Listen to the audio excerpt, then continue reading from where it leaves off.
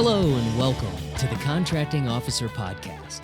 You're listening to the podcast for people who want to learn about the government market from the contracting officer's perspective.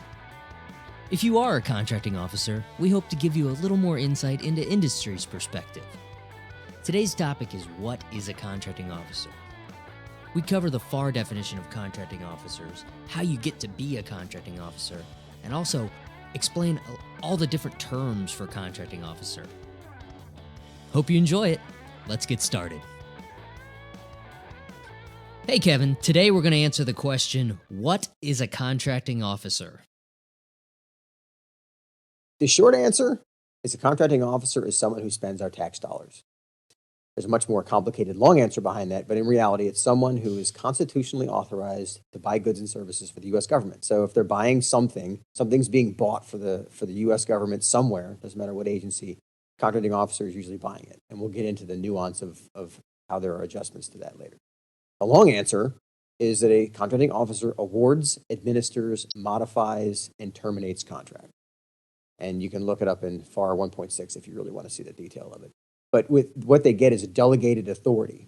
And what that means is that they're delegated this authority by the head of the agency. And that delegated authority, they may be able to award contracts worth $1 million, contracts worth $5 million, contracts worth an unlimited amount based on getting approvals. So that's the longer answer. But the short answer is they spend our tax dollars. How's that? That's perfect. The short answer was actually Kevin's short, so not super short. That's true. I'm not known for being unverbose, if that's even a word.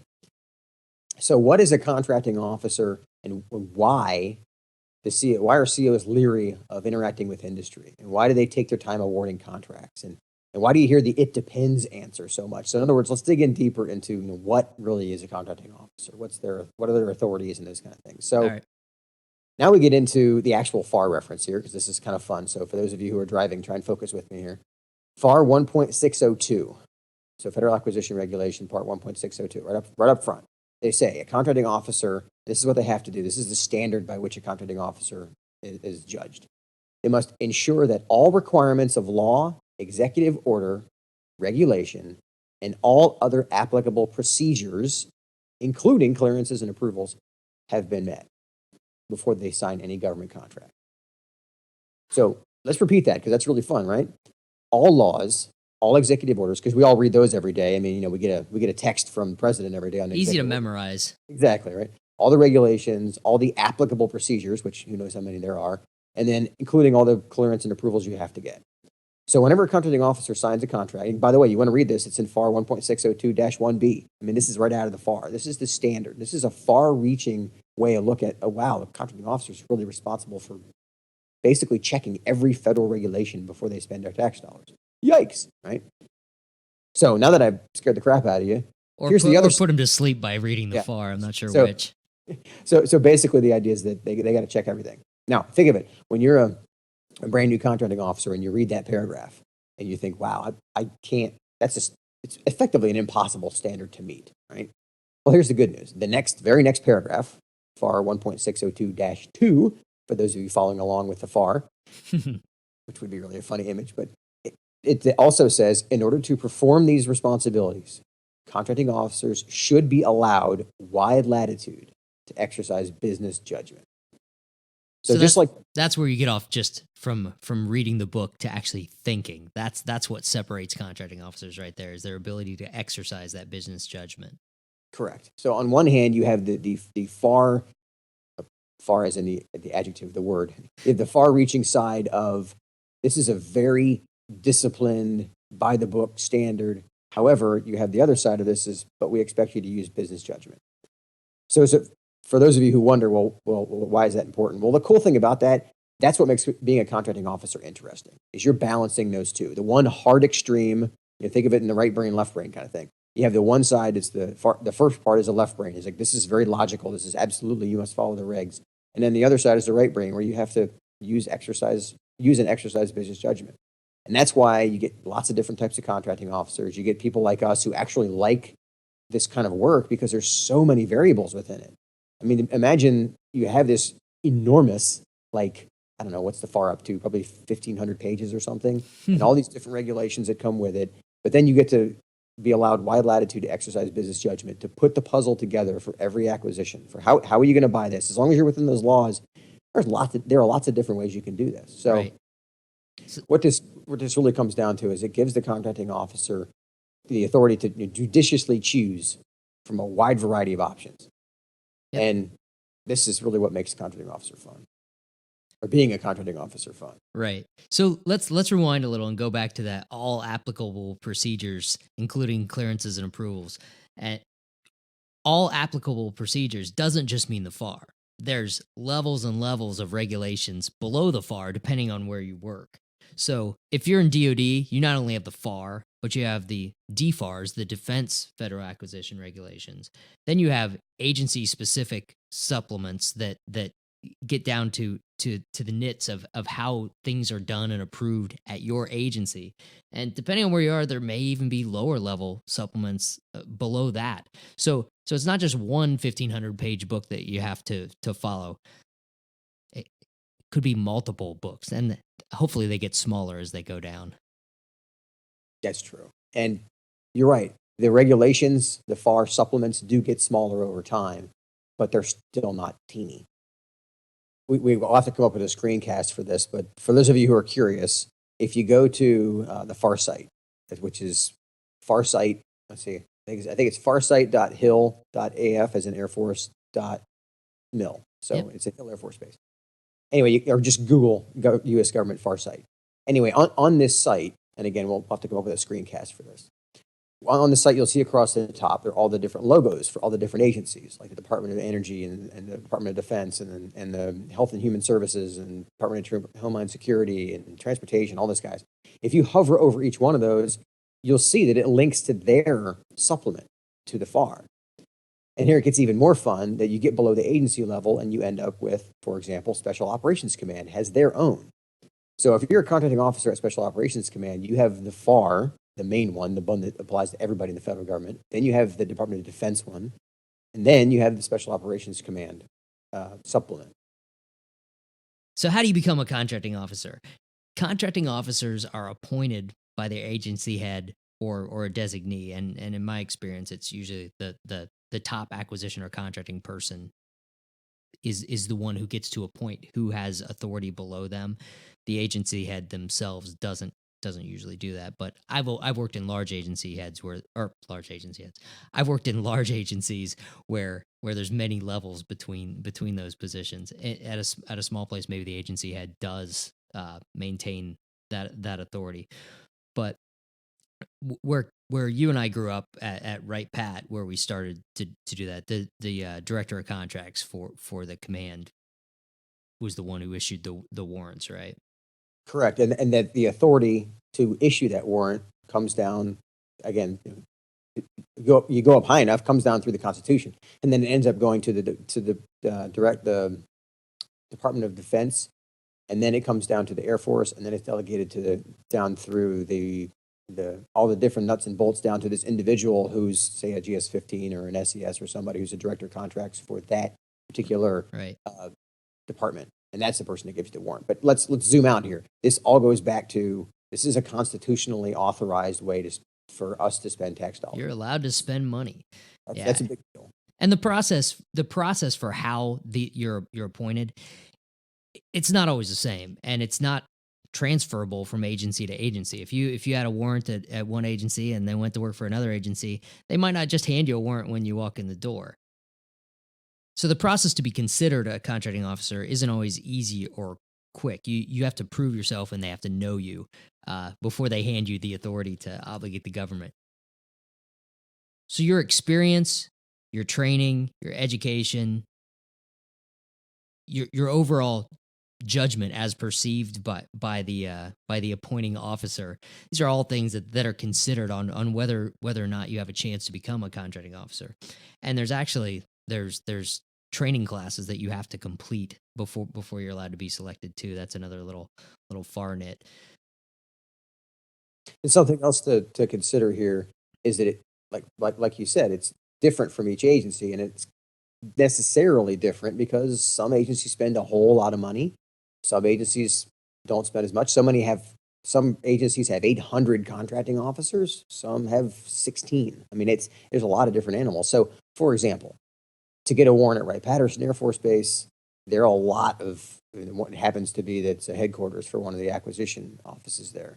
So there are a lot of people, a lot of contracting people there, and a lot of humongous programs. Like when you're buying an F-22 or a B-2, you're spending a lot of money, right?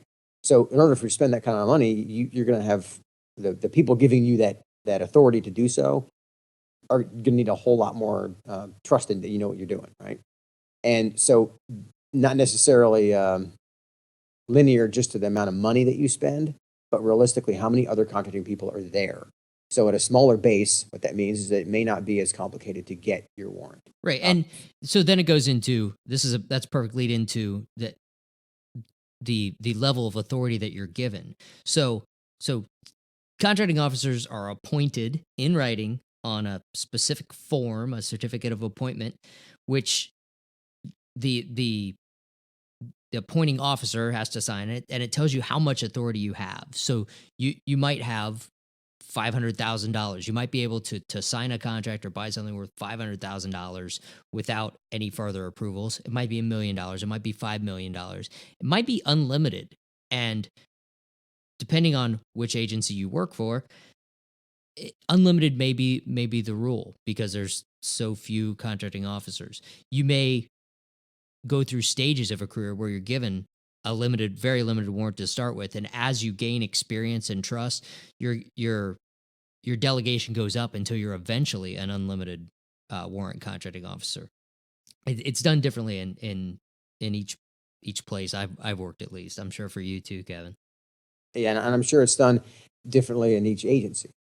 For example, when I went to Patrick Air Force Base, it just happened to be at the time they didn't have a warrant board process. And a warrant board means that the contracting officer warrant, you sit before a panel and they ask you questions and basically test your judgment. It's like the Inquisition.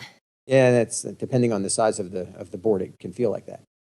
But it just coincidentally, I happened to be in the position of writing the policies behind it because I worked in the policy office there for about 8 months. Ooh, policy. Coincidentally, I ended up doing I guess, ironically, I ended up being one of the people that sat on the board for my warrant for the policy that I wrote. So it was kind of ironic how that played.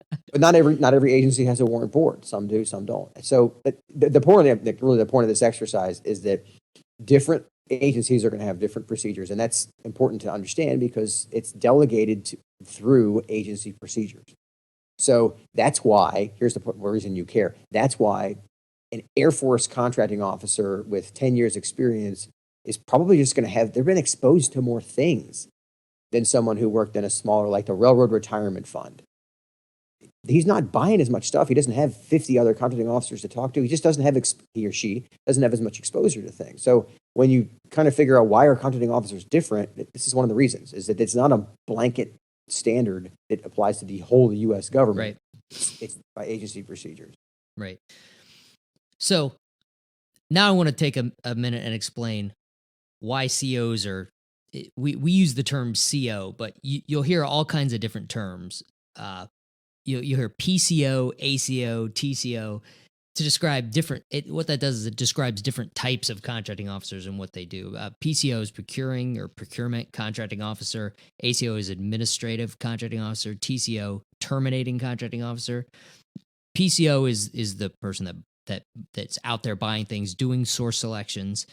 Administrating contracting officers have authority delegated to them to do certain functions, and it's either delegated by the regulations or specifically in writing that they can be delegated certain functions. And they take care of, after the contract is issued, they take care of managing it and modifying it as a long-term program goes along. And if you're just buying commodities, there's usually not an ACO. You might not even hear those terms. You just hear CO. Yeah, and an example of an ACO is like a $1 billion program that I worked out in Colorado Springs that we awarded the contract. We managed the obligation of funds for doing the phased array radar work. But as far as managing the contract and making sure that the earned value management systems were working, making sure that the contractor was getting paid on time, making sure we were getting credits for early payments, making sure that all of the reports were being done, they were actually, in some cases, in the plant. So the administrative contracting officer was delegated the authority to manage the contract after I put stuff on it. Right. So hopefully that makes it a little bit clearer. But you're right. That's a term that most people wouldn't even hear if you're not working on something that's $500 million contract. Right. And the last one I mentioned, TCO, Terminating Contracting Officer, specifically if a program's going badly and requires prolonged negotiations to terminate and come to a termination settlement, someone might be given a title of a terminating contracting officer where all they do is go through that termination. So, and one thing to add to the TCO is that the reason that you have kind of a specialized person for that is that FAR Part 49, which is all about terminating contracts, is not easy. And it normally isn't cheap for either side. So it's not something that you do very often. So for example, combined, you and I have 30 years of experience in contracts. And I never actually terminated a contract. I threatened to a couple of times because of performance issues, but I never actually terminated one. So that what they found, and that's the reason that the TCO was kind of developed, and there probably aren't that many of them. In fact, I think there were like maybe 1 or 2 people that did this at Wright-Patterson. It's a specialized skill, and if you have a lot of contracts and you potentially have to be terminating them on a regular basis, you want somebody who specializes in it. So, but more often than not, that's just not somebody you're going to run into. And quite honestly, if you're having good contracts, it's not somebody you're going to need.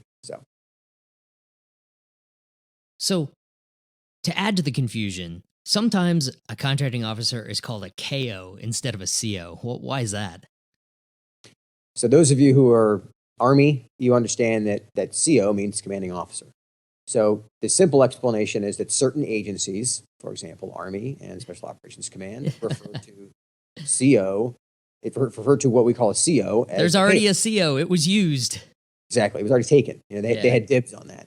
So now the reason this is important is that if you're approaching a contracting officer at, say, Special Operations Command and you refer to them as a CO, you obviously don't know their agency very well. So, and by the way, that's what I did when I first showed up there. And coming from the Air Force, the terms I grew up with was CO. Yeah. So, just as a heads up, that you need to know the difference, particularly if you're targeting an agency and showing that you know their stuff. All right, another naming thing that you may hear. You may hear contracting officer. Instead of that, someone may be referred to as a contracting specialist or a contract specialist or a contract negotiator or even a buyer. And what that means is that they're a contracts professional, but they don't have a warrant. They don't have the authority to obligate the government by themselves. So that's what you start at. When you enter the field, you're usually a contract specialist or a contract negotiator, and you do all the same things, but you don't actually sign the contract. So not everyone that has authority to buy has to be a contracting officer, right?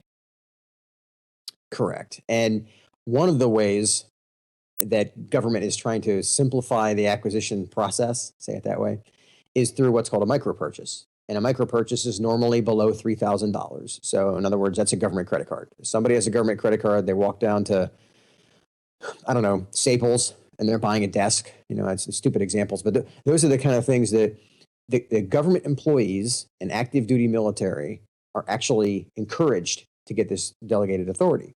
So while on one hand, the cynical side of that is, well, that's the stuff that makes the news. That's the story of the guy that went and bought himself a diamond ring for $2,000 with his government credit card. I'm like, okay, that stuff happens, and that's unfortunate.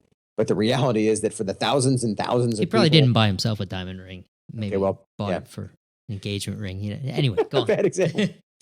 I'm off my game today with my analogies. But the idea is that there's just so many things the government buys that is under $3,000 that it's just much more efficient to use a government credit card and just risk the fact that, okay, we're going to have a little bit of waste there. And I know that as a taxpayer, that kind of makes you cringe. But I mean, think about it. We're talking billions of dollars here. Right. So like 1% of a, or even 1,000th of a percent of $1 billion is what it would cost to manage this. Because here's the other way this used to go. Before government credit cards, that meant if you wanted to buy a box of pencils, you had to have a contracting officer do it. So imagine how you talk about government being slow. That would really be slow. Right. So now they've made it much more efficient. So this is one of the ways that the contracting environment has gotten more efficient. So smaller purchases can be made by government credit card. Yeah, Now, there's still a lot of oversight for government credit cards, though. It's not like you just go out and buy what you want and the bill gets paid. You never have to justify anything. There's still work that has to be done for it, so it's not a complete free for all, but it is a lot quicker. Correct. And in fact, when I worked at Wright Patterson, one of the guys in my office, his job was to review all the government purchase card transactions. Yeah, I had that job once. Did not enjoy it. Couldn't wait to get rid of that. But this is an example of it. One of the areas of your industry, and what you sell is, okay, here's a real example. We bought plaques for people when they were retiring or moving to their next office, right? There was a plaque shop right outside of the base, and we would go to that shop, and with the government credit, I mean, we're talking like $60 for a plaque. I mean, it's a custom plaque. It's not a standard thing. It's got their name on it. That kind of cool. It's got the cool logos from where they worked. But that's a government credit card they're using for that. So the reason this is important is for those people who are out there who sell that kind of stuff and are looking to get into the government market, understand where you are. If you're selling things that people can buy with a government purchase card, then you going to the contracting officer to try and get a 5-year contract through a source selection, it's not that's not where you need to be. So this is a nuance. You could almost have a whole other podcast about micro purchase processes. Right. But just for the purposes of this meeting or this conversation, the important thing to understand is that purchases under $3,000 can be made by people who have who've been delegated to do that through usually a government purchase card. Right. Well, that wraps up today's session. So really the overview today was about understanding what is a contracting officer from the FAR definition. What is the strict regulatory concept behind it? But also, how are they appointed?